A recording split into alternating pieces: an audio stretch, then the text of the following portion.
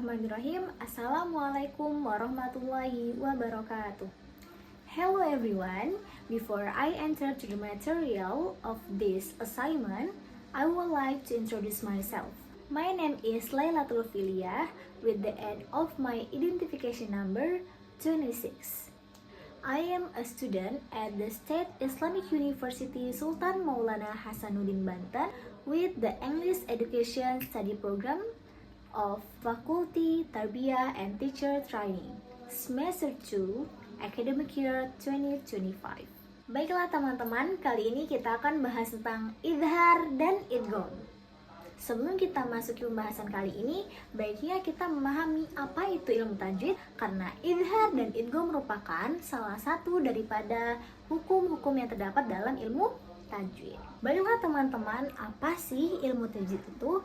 Ilmu tajwid merupakan cabang ilmu dari ulumul Quran yang mempelajari tata cara membaca Al-Quran dengan baik dan benar. Nah, secara etimologi, tajwid berasal dari bahasa Arab, yaitu jawwada yujawwidu tajwidan, yang berarti memperbaiki atau memperbagus bacaan. Maka dari itu, dalam konteks Al-Quran, ilmu tajwid adalah mempelajari bagaimana tata cara mengeluarkan huruf beserta dengan hukum-hukum bacaannya. Hukum-hukum dalam ilmu tajwid itu ada 15, akan tapi yang akan kita bahas kali ini hanya 2, yaitu idhar dan idgham. Apa sih idhar itu? Idhar adalah salah satu hukum bacaan yang ada dalam ilmu tajwid yang berarti membaca bacaan dengan jelas dan terang. Secara istilah, idhar adalah cara membaca bacaan nun sukun atau tanwin dengan jelas tanpa mendengung ketika bertemu dengan salah satu huruf idhar. Adapun huruf-huruf idhar adalah alif, ha, ain, ha, Oin, kho. Contoh pertama ada dalam Al-Quran, Quran Surat Al-Falaq ayat 3 yang berbunyi A'udzubillahi minasyaitonirrajim, Bismillahirrahmanirrahim. Wa min syarri ghasiqin idza waqab. Mana sih letak hukum idhar? Nah, pada kalimat ghasiqin idza waqab, di situ terletak ada kasroh tain yang bertemu dengan hamzah. Itu yang disebut dengan idhar. Berikutnya ke contoh kedua. Untuk contoh yang kedua yaitu apabila nun sukun atau tanwin bertemu dengan huruf ha. Ada dalam Al-Quran Surat Al-Kautsar ayat 2 yang berbunyi Bismillahirrahmanirrahim, fasolli li rabbika wanhar. Nah, pada kalimat wanhar itu merupakan nun sukun bertemu dengan huruf ha, maka dibaca sebagai idhar. Nah, kemudian untuk contoh yang ketiga yaitu apabila nun sukun atau tanwin bertemu dengan huruf ain, yaitu terletak pada Al-Quran Surat At-Takatsur ayat 8 yang berbunyi Bismillahirrahmanirrahim, Tsumma latus'alunna yawma idzin 'anin na'im. Pada kalimat yawma idzin 'anin na'im, kasroh tain bertemu dengan huruf ain, maka itu disebut sebagai hukum idhar. Kemudian untuk contoh yang keempat yaitu apabila nun sukun atau tanwin bertemu dengan huruf ha, terletak pada Al-Quran Surat Al-Lahab ayat 2 yang berbunyi Bismillahirrahmanirrahim, ma aghna anhu maluhu wa ma kasab. Pada kalimat anhu, nun sukun bertemu dengan huruf ha, maka itu merupakan contoh daripada hukum idhar halki. Untuk contoh yang kelima yaitu apabila nun sukun atau tanwin bertemu dengan huruf oghin atau wo. Salah satu contohnya terletak pada Al-Quran Surat Atin ayat 6 yang berbunyi Bismillahirrahmanirrahim, illalladzina amanu wa 'amilus solihati falahum ajrun ghairu mamnun. pada kalimat ajrun ghairu mamnun.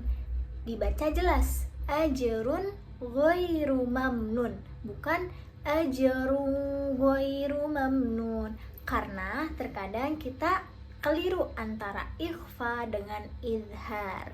Akan tapi huruf gho di sini merupakan salah satu huruf izhar yang dibaca jelas. Jadi dibacanya ajrun ghairu mamnun, bukan ajrun ghairu mamnun.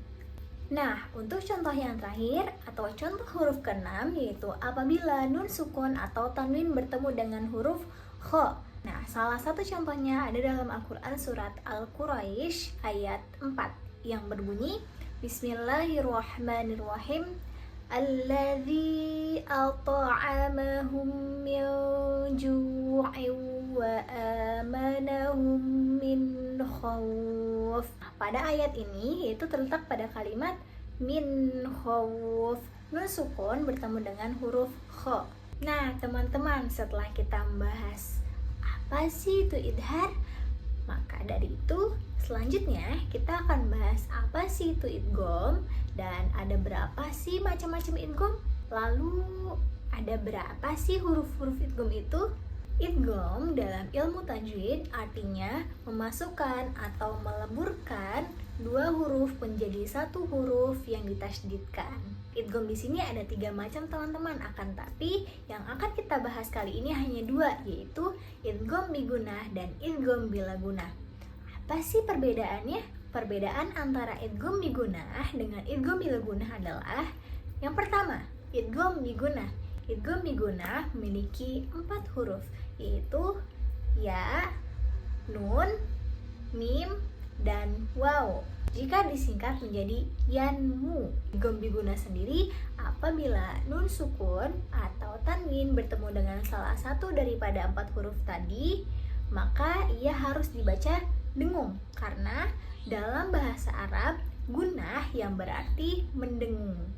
Bila gunah hanya memiliki 2 huruf, yaitu lam dengan ro, yang kita singkat bisa disebut sebagai lari. Nah, apa sih yang membedakannya? Kalau tadi bigunah itu ketika baca didengungkan, bila gunah di sini tidak didengungkan. Kenapa? Karena dalam bahasa Arab bila la di sini berarti tidak atau tanpa didengungkan. Jadi bigunah dengan dengung, bila gunah tanpa dengung atau tidak didengungkan. Jadi apabila nun sukun atau tanwin bertemu dengan salah satu huruf yang 2 tadi, lam dengan ro, maka dibaca tidak dengung. Untuk yang pertama kita masuk ke idgham bila gunah dulu ya. Untuk contoh yang pertama dalam hukum idgham bigunah yaitu apabila nun sukun atau tanwin bertemu dengan huruf ya. Karena huruf pertama yang tadi saya sebutkan yaitu ya, nun, mim, waw. Maka yang pertama akan saya beri contoh yaitu apabila nun sukun atau tanwin bertemu dengan huruf ya. Untuk contoh yang pertama, salah satu contohnya ada dalam surat Al-Zalzalah ayat 6 yang berbunyi Bismillahirrahmanirrahim Yauma idzi yasdurun nasu ashtatan liyuraw a'malahum. Pada ayat tadi, mana sih letak idgham bigunahnya? Yaitu pada kalimat yauma idzi yasdurun nasu. Kasroh tain bertemu dengan ya. Yauma idzi yasdurun nasu. Itu merupakan contoh yang pertama. Salah satu contoh yang kedua yaitu ada dalam surat An-Naba ayat 30 yang berbunyi Bismillahirrahmanirrahim Fadzuqu falan nazidakum illa azaba. Nah, pada kalimat falan nazidakum, nun sukun bertemu dengan nun merupakan salah satu contoh daripada hukum idgham bigunah. Contoh yang ketiga yaitu apabila nun sukun atau tanwin bertemu dengan huruf mim. Salah satu contohnya terletak dalam Al-Quran surat Al-Kafirun ayat 4 yang berbunyi Bismillahirrahmanirrahim wala ana 'abidum ma 'abadtum. Nah, pada kalimat 'abidum ma 'abadtum yaitu domah tain bertemu dengan mim, maka itu merupakan salah satu hukum idgham bi gunnah. Untuk contoh yang terakhir daripada hukum idgham bi gunnah yaitu apabila nun sukun atau tanwin bertemu dengan huruf waw. Kali ini terletak pada Al-Quran surat Al-Lahab ayat 1 yang berbunyi Bismillahirrahmanirrahim. Tabbat yada abil lahabi wa tab. Lahabi wa tab. Itu kasroh tain bertemu dengan huruf waw. Nah, setelah kita menyelesaikan contoh-contoh daripada idgham bi gunnah, marilah kita masuki contoh-contoh daripada idgham bila gunnah, yaitu apabila nun sukun atau tanwin bertemu dengan huruf lam atau ro. Contoh yang pertama yaitu apabila nun sukun atau tanwin bertemu dengan huruf lam. Nah, pada kali ini yaitu terletak pada surat Al-Ikhlas ayat 4 yang berbunyi Bismillahirrahmanirrahim. Walam yakul lahu kufuwan ahad. Yakul lahu yaitu nun sukun bertemu dengan lam. Nah, untuk contoh yang kedua yaitu apabila nun sukun atau tanwin bertemu dengan huruf ro. Nah, pada kali ini contohnya terletak pada Al-Quran surat Al-Baqarah ayat 37 yang berbunyi Bismillahirrahmanirrahim.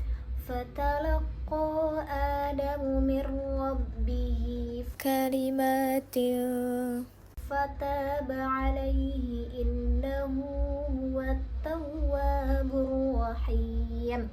Pada kalimat mir rabbihi yaitu nun sukun bertemu dengan huruf ro. Itulah merupakan salah satu contoh daripada hukum idgham bila gunnah. Baiklah teman-teman, kita telah menyelesaikan bahasan kali ini. Mungkin cukup sekian bahasan yang dapat saya sampaikan. Kurang dan lebihnya saya mohon maaf. Semoga teman-teman semua memahami apa yang telah saya jelaskan tadi. Sebelum saya menutup video ini, saya ingin berikan pantun terlebih dahulu. Ubur-ubur ikan lele, jangan lupa ngaji sesuai dengan tajwid le. Illahi fisabilil haq. Wassalamualaikum warahmatullahi wabarakatuh.